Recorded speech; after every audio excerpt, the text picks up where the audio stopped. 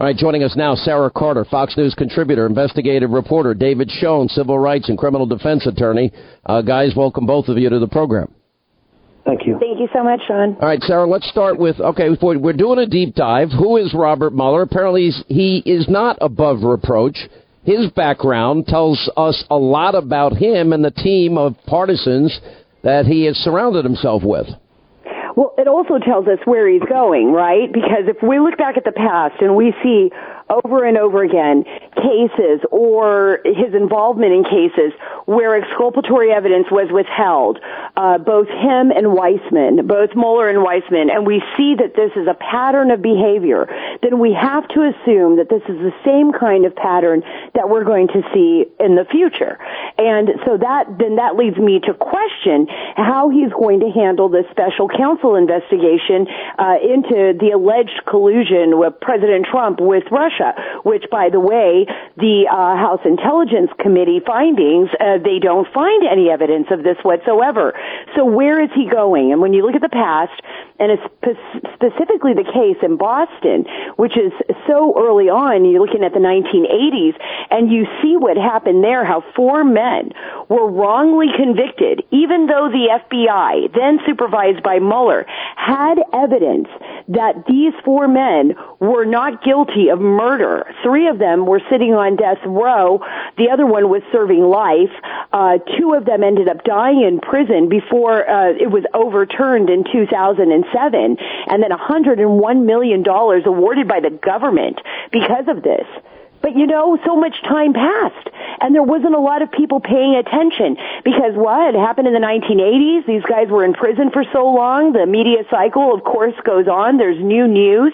And then you figure out, then you look at Weissman, and you have the same thing, if not more egregiously, in New York, where he specifically withheld exculpatory evidence, and people went to prison, and then he was reprimanded by a judge. But then, of course, he has a friend get him off and write a letter to the judge asking him to remove his name from this reprimand that the judge issued, and then he goes on to become, the guy that takes on Arthur Anderson, the guy that goes into the Justice Department, and now the right-hand man to Mueller, who he worked with closely at the FBI as well. So it's very incestuous. All these people know each other. They protect each other. But if you go into their past, they're not as shiny as the media and other people make them seem out to be. I couldn't agree more, David. Yeah, I'd like to jump in. Look, Sara Carter, once again, has hit every point. Her article today is out of this world. She hit it out of the park about this very issue. But I want to take a step back and put things in perspective, what you're doing here, Mr. Hannity. Why is it important who Mueller is and who the special counsel is, and that it's Mueller and the team he's put together? For very specific reasons. All of the reasons Sara has said and that you've pointed out every day, but for very specific reasons as well. I want to make this point. I don't think this has been discussed enough.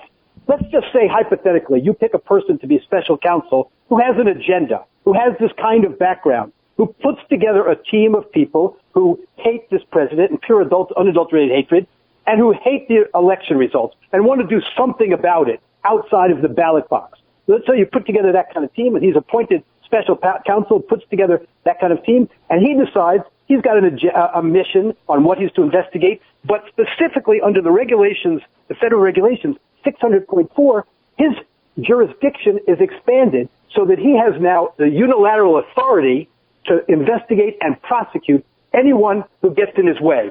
He has specific authority to prosecute for what he unilaterally determines to be obstruction. But that's not what the law says, is it, as it relates to a special counsel? Doesn't it have to be specific laws that they believe were broken? And didn't Rod Rosenstein, who I would argue is conflicted himself because he signed off on one of the Pfizer renewals and then he appointed Robert Mueller? I mean, so that's a big problem. I mean, isn't he conflicted? Oh, I think so, definitely, because in addition to other things, the relationships that go on. Look, I think there's an inherent conflict in the regulations that give life to this special counsel mission. These are regulations developed under the Clinton administration, but these, remember again, what Professor Dershowitz sort of hit on it last night. There never should have been a special counsel because the first step is there sufficient evidence to believe a crime has been committed? You don't get past that stage. But let's say you do. Then you appoint a special counsel because the Justice Department is conflicted, has a conflict. Well, how is it that so many members of this special counsel's team come directly from this Justice Department? Andrew Weissman, head of the Criminal Fraud Division, and on and on and on. Now, the regulations allow it, but with this kind of investigation, where the Justice Department actors themselves, their conduct is at issue, why would you appoint so many members of the staff from this Department of Justice when you had an Attorney General who recused himself? There's an inherent conflict. Yeah. Great point. It's an extraordinary point because it's logical. It makes sense on its face. I mean, if you think about this, Sean, what David is saying is like they brought in people from the same department that they initially said they had to recuse themselves from because of the conflict of interest. But then they bring people in from that same department. And this is what's so concerning is that every time the president or his team defends themselves against the special counsel. And remember, Rod Rosenstein gave a lot of latitude here. He gave a lot of latitude for this investigation. That was something that he did right off the top. So they went far beyond what the mandate was. But every time somebody tries to defend themselves in the administration from this special counsel investigation, which President Trump has called a witch hunt, then they're saying, well, because you're defending yourself, why don't you just let this thing play out? You're not acting like an innocent person. No, an innocent person would defend themselves and have the right to defend themselves.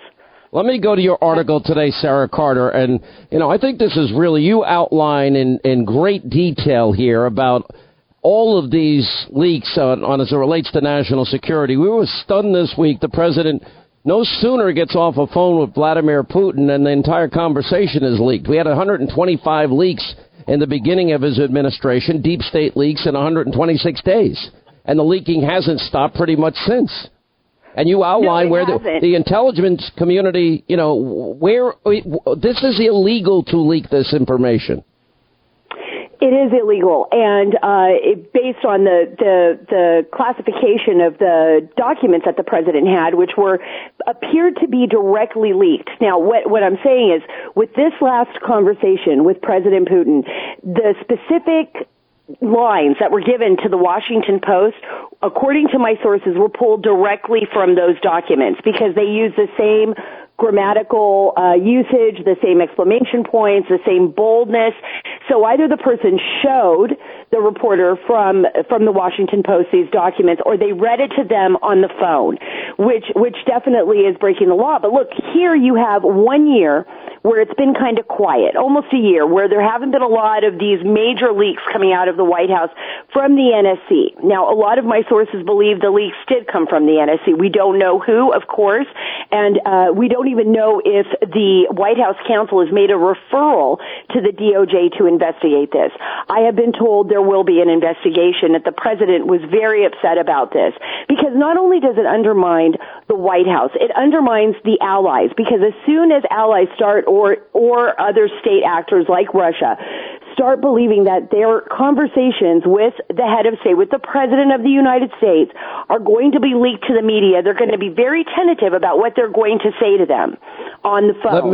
Let me take a break. Sarah Carter is with us. David Shokhan is with us as we continue our deep dive, our investigation into, who are the investigators? Is Robert Mueller beyond reproach, as everybody else has said?